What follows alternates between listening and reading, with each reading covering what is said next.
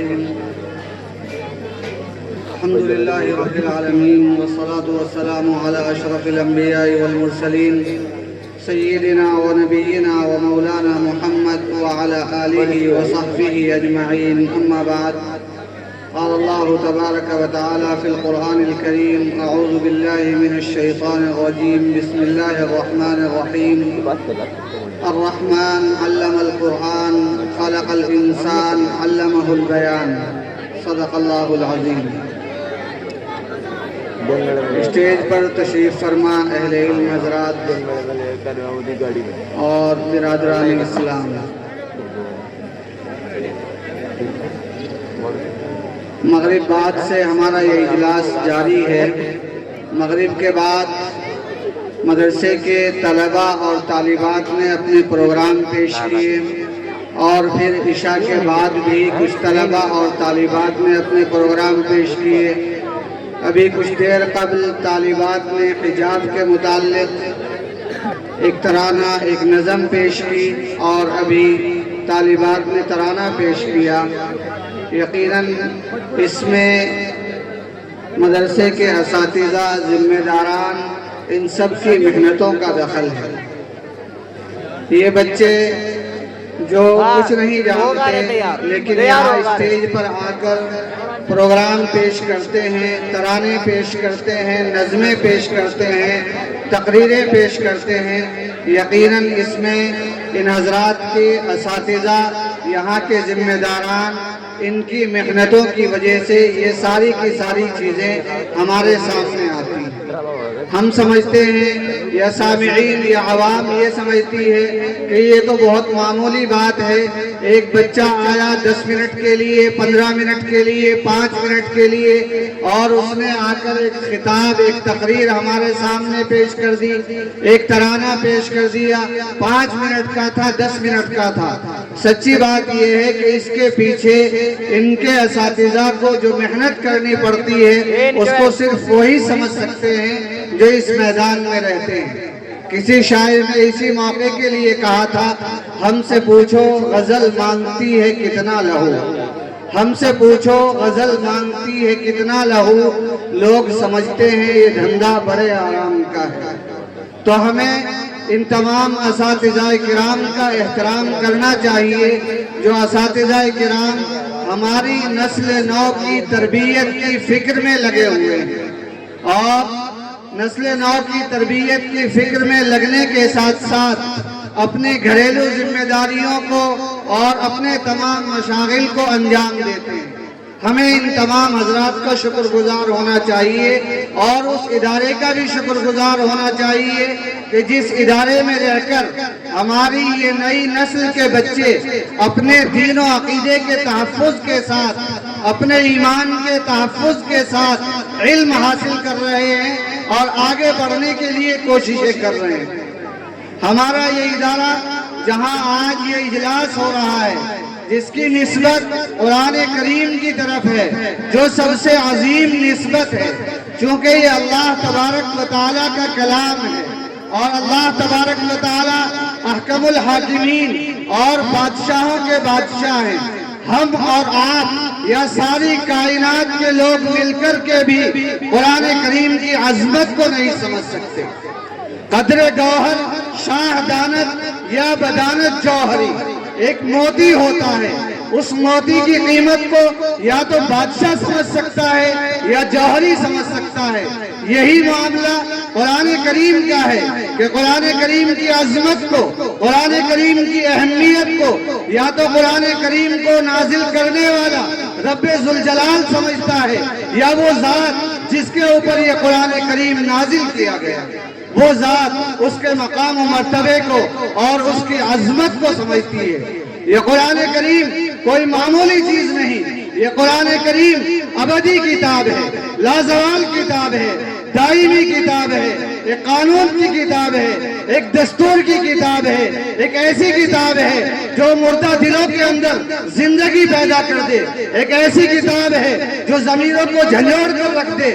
لیکن یہ اس وقت ممکن ہے جب اس قرآن کریم کے معانی کو سمجھا جائے گا، اس قرآن کریم کے معانی پر عمل کیا جائے گا۔ اور یاد رکھیے علامہ ابن قیم رحمۃ اللہ علیہ نے ایک بات لکھی ہے مدارج السالکین میں کہ اس قرآن کریم کے ذریعے سے مسلمانوں نے زمین کے اندر زلزلہ پیدا کر دیا، اور یہ اس وقت زلزلہ پیدا کیا جب قرآن کے معانی نے مسلمانوں کے دلوں کے اندر زلزلہ پیدا کیا۔ مسلمانوں نے اس قرآن کریم پر غور و فکر کیا، قرآن کریم کے معانی کو سمجھا، قرآن کریم کو اپنی زندگیوں کے اندر داخل کیا، قرآن کریم پر عمل کیا، تو پھر اس قرآن کریم کو لے کر یہ مسلمان جہاں بھی گئے، ان مسلمانوں نے قرآن کا نغمہ زمین کے جس حصے پر بھی گایا، وہ زمین توحید کی علمبردار بن گئی۔ وہاں کے لوگ ایمان و ایقان پر اور اسلام پر اپنی جان نچھاور کرنے والے بن گئے۔ لیکن یہ اس وقت ممکن ہے جب قرآن کریم کو سمجھا جائے گا، قرآن کریم کو سمجھ کر اس پر عمل کیا جائے گا۔ کتاب انزلناہ الیک مبارک لیدبروا آیاتہ ولیذکر اولو الالباب۔ اللہ تبارک و تعالیٰ نے اس قرآن کریم کے نزول کا مقصد، قرآن کے اتارے جانے کا مقصد بیان کیا، اور رب ذوالجلال جو بات کہتا ہے وہ بات سچی ہوتی ہے۔ وَمَنْ أَصْدَقُ مِنَ اللَّهِ قِيلًا، اللہ سے بڑھ کر سچا کون ہو سکتا ہے؟ رب ذوالجلال کہتا ہے یہ ایسی کتاب، مبارک کتاب، برکت والی کتاب، ہم نے یہ کتاب آپ کے اوپر اتاری ہے، اس لیے اتاری ہے تاکہ اس کی آیات پر غور و فکر کیا جائے۔ اہل عقل، اہل دانش و بینش جنہیں اللہ تبارک و تعالیٰ نے عقل دی ہے، وہ سوچیں، غور کریں، یہ قرآن کریم اتارا گیا ہے، کیا ضرورت تھی؟ دنیا میں بہت ساری قومیں آباد تھی، ترقی یافتہ قومیں بھی تھی، وہ لوگ بھی تھے جو دنیا کا نظام چلا رہے تھے، رومن امپائر، پرشین امپائر، دنیا کی بڑی بڑی حکومتیں تھی۔ کیا ضرورت تھی قرآن نازل کرنے کی؟ قرآن اس لیے نازل کیا گیا تاکہ انسانیت کو صحیح راہ دکھائی جائے، تاکہ بتایا جائے کہ جس راستے پر تم چل رہے ہو یہ راستہ جہنم کی طرف لے جانے والا ہے، آؤ رب ذوالجلال کے راستے کی طرف، آؤ اس راستے کی طرف جس راستے کی طرف قرآن رہنمائی کرتا ہے۔ اگر اس راستے کی طرف آئیں گے، اگر اس راستے کو اختیار کریں گے، جس راستے کو دکھانے کے لیے اللہ تبارک و تعالیٰ نے قرآن کریم نازل کیا ہے، تو دنیا کے اندر انقلاب پیدا ہو جائے گا، تبدیلی پیدا ہو جائے گی۔ مکے کے اندر انقلاب پیدا ہوا، مدینے کے اندر انقلاب پیدا ہوا، مصر و شام کے اندر انقلاب پیدا ہوا، پورے عرب ممالک، خطہ جو عرب کا ہے اس کے اندر جو انقلاب پیدا ہوا، جو تہذیبی انقلاب، جو صنعتی انقلاب برپا ہوا، یہ ساری کی ساری دین ہے اسی قرآن کریم کی۔ اگر یہ قرآن کریم نہ ہوتا تو قسم کھا کر کہا جا سکتا ہے کہ عرب کے لوگ آج بھی اونٹوں کو چرا رہے ہوتے، آج بھی غلہ بانی کر رہے ہوتے، آج بھی ان کے یہاں تہذیب کی شمعیں روشن نہ ہوتی۔ اگر تہذیب کی شمع روشن ہوئی تو اسی قرآن کریم کی بدولت ہوئی۔ آج اسلام دشمن جتنی بھی طاقتیں ہیں وہ اس بات کو ہم سے زیادہ سمجھتی ہیں کہ اگر یہ ملت، یہ مسلمان قرآن کریم کی طرف واپس آ گئے تو ایک مرتبہ پھر قیادت یہی لوگ کریں گے۔ اسی وجہ سے ساری کوششیں اس بات کے لیے ہو رہی ہیں کہ مسلمانوں کا رشتہ قرآن کریم سے کاٹ دیا جائے، مسلمانوں کا تعلق قرآن کریم سے کاٹ دیا جائے۔ ہم جہاں جس ملک میں رہتے ہیں اور اس کے علاوہ بھی دنیا میں جو قومیں آباد ہیں، ہم ان کو دیکھتے ہیں کہ ان کے یہاں دین کے نام پر، مذہب کے نام پر ہفتے میں ایک دن خاص ہوتا ہے۔ اس دن وہ جاتے ہیں، کوئی چرچ جاتا ہے، کوئی گرجا گھر جاتا ہے، کوئی مندر میں جاتا ہے اور اپنے معبودوں کے سامنے ہاتھ اٹھا کر دعا کرتا ہے۔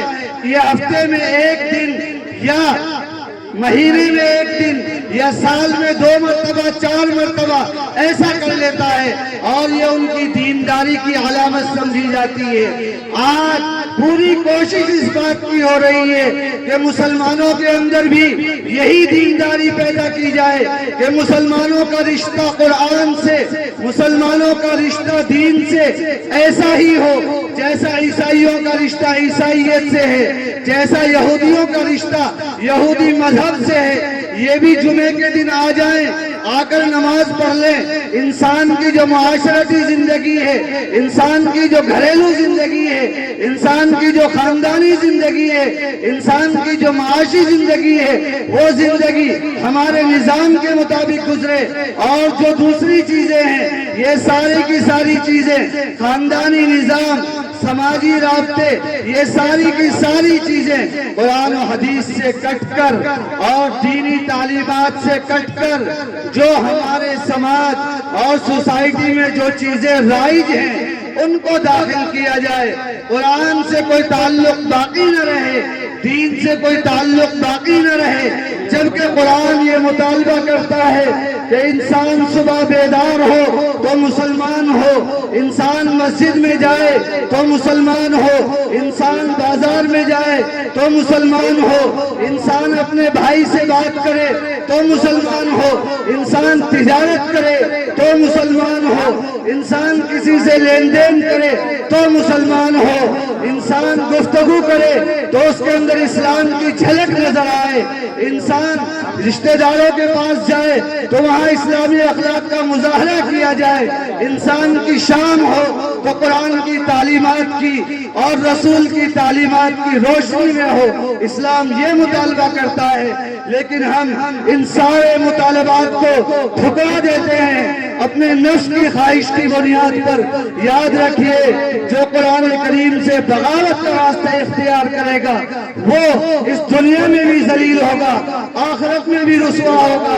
من اعرض عن ذکری فإن له معیشۃ ضنکا، جو میرے قرآن سے روگردانی کرے گا اس کی زندگی کو تنگ کر دیا جائے گا، وہ اپنی زندگی میں فقر و فاقے میں مبتلا ہوگا، پریشانیوں میں مبتلا ہوگا، زلزلے آئیں گے، مصیبتیں آئیں گی، دوسرے لوگوں کی اہل سامانیوں کا سامنا کرنا پڑے گا، اور پھر قیامت میں وَنَحْشُرُهُ يَوْمَ الْقِيَامَةِ أَعْمَى، سب سے بڑی رسوائی۔ اللہ تبارک و تعالی قرآن کے باغیوں کو قیامت میں اندھا اٹھائے۔ وہ لوگ جو دنیا میں بینا تھے، جنہیں دکھائی دیا کرتا تھا، جو ساری چیزیں اپنی آنکھوں سے دیکھتے تھے، لیکن قیامت میں جب وہ آئیں گے اور دنیا میں انہوں نے قرآن سے بغاوت کے ساتھ زندگی گزاری ہوگی تو نابینا ہو کر آئیں گے۔ اس لیے میرے بھائیوں، ابھی وقت ہے کہ ہم آئیں قرآن کی طرف، ہم آئیں شریعت کی طرف، ہم آئیں دین کی طرف، قرآن کے مطالبے کی طرف، نبوی تعلیمات کی طرف۔ اگر ہم چاہتے ہیں کہ دنیا میں سرخروئی حاصل ہو، آخرت میں کامیابی حاصل ہو، اللہ تبارک و تعالی ہمیں اپنے نیک بندوں میں شامل کریں، تو ہمیں ضرورت ہے اس بات کی کہ ہم قرآن کو اپنا دستور العمل بنائیں، قرآن کو اپنا رہبر بنائیں، قرآن کو اپنا رہنما بنائیں۔ اگر قرآن کو رہنما بنائیں گے اور قرآن کو رہنما بنا کر زندگی گزاریں گے تو یاد رکھیے سارے کے سارے راستے روشن ہوتے چلے جائیں گے۔ تاریخ نے اس کی مثالیں دیکھی ہیں، صحابہ کرام، سلف صالحین، تابعین، تبع تابعین، اور اس کے بعد کے ادوار میں ایک بڑی تعداد ان لوگوں کی رہی ہے جنہوں نے قرآن کو اپنا رہنما بنایا، اپنا رہبر اور اپنا ہادی بنایا۔ انہوں نے دنیا کو فتح کیا، دنیا کے جس خطے میں بھی گئے فاتح بن کر گئے، دنیا ان کے پیچھے چلی۔ آج ہم دوسروں کے دست نگر بن گئے ہیں، دوسروں کے محکوم بن گئے ہیں۔ یہ صرف اس بنیاد پر ہے کہ ہم نے قرآن کو چھوڑ دیا۔ قرآن کے مجرم دوسرے لوگ نہیں ہیں، وہ لوگ نہیں ہیں جو اسلام کو تانے دیتے ہیں۔ قرآن کے اصل مجرم ہم لوگ ہیں جو یہ دعویٰ کرتے ہیں کہ ہم قرآن کو مانتے ہیں لیکن قرآن کی نہیں مانتے۔ قرآن کو ماننا الگ ہے، قرآن کی ماننا الگ ہے۔ ہم زبانی طور پر دعویٰ کرتے ہیں لیکن ہمارا کردار مشکوک ہے۔ ہم بغاوت کے عادی ہو چکے ہیں. ہمیں یہ اطوار بدلنے پڑیں گے, اپنے حالات کو بدلنا پڑے گا, اپنی زندگیوں میں انقلاب پیدا کرنا پڑے گا. اگر ہم اپنی زندگیوں میں انقلاب پیدا کر لیں گے تو اللہ تبارک و تعالیٰ کی طرف سے مدد آئے گی اور اللہ تبارک و تعالیٰ راستے کھولتے چلے جائیں گے. وَمَن يَتَّقِ اللَّهَ يَجْعَل لَّهُ مَخْرَجًا, جو اللہ کا تقوی اختیار کرے گا, اللہ کے بتائے ہوئے راستے پر چلے گا, اللہ اس کے لیے راستے کھولتے چلے جائیں گے. اسے کہیں کوئی دقت, کوئی پریشانی نہیں ہوگی. اگر ہوگی بھی تو وہ اس کے درجات بلند کرنے کے لیے ہوگی. اللہ تبارک و تعالیٰ اپنے نیک بندوں کو آزماتے ہیں تاکہ ان کے درجوں کو بلند کیا جائے. تو اگر آزمائشیں آئیں گی, اگر امتحانات آئیں گے تو یہ اس وجہ سے آئیں گے کہ اللہ تبارک و تعالیٰ ہمارے درجات کو بلند کرنا چاہتے ہیں. ہم یہاں قرآن کریم سے نسبت رکھنے والے اس پروگرام کے اندر آئے ہیں, یہاں سے عہد کر کے اٹھے کہ آج کے بعد ہم قرآن سے انحراف نہیں کریں گے, قرآن سے بغاوت نہیں کریں گے, قرآن کے بتائے ہوئے ایک ایک حکم پر عمل کریں گے. سیرت نبوی ہمارے لیے اسوہ ہوگا, نبی کی تعلیمات ہمارے لیے, ہماری زندگی کے لیے اور ہمارے سماجی اور معاشرتی ڈھانچے کے لیے بنیاد کی حیثیت رکھیں گی. ہم ٹھوکر مار دیں گے, اپنی خاندانی روایات کو ہم چھوڑ دیں گے, اپنی تمناؤں کو اور آرزوؤں کو مقدم رکھیں گے, اللہ کے فرمان کو مقدم رکھیں گے, رسول کی تعلیمات کو. اگر یہ کریں گے اور اس جذبے کے ساتھ کریں گے تو اللہ تبارک و تعالی ہمارے لیے اس دنیا میں بھی کامیابی عطا فرمائیں گے اور آخرت میں بھی اللہ تبارک و تعالی ہمیں سرخ روئی عطا فرمائیں گے. وآخر دعوانا الحمدللہ رب العالمین. اللہ تبارک و تعالی عمل کی توفیق عطا فرمائے.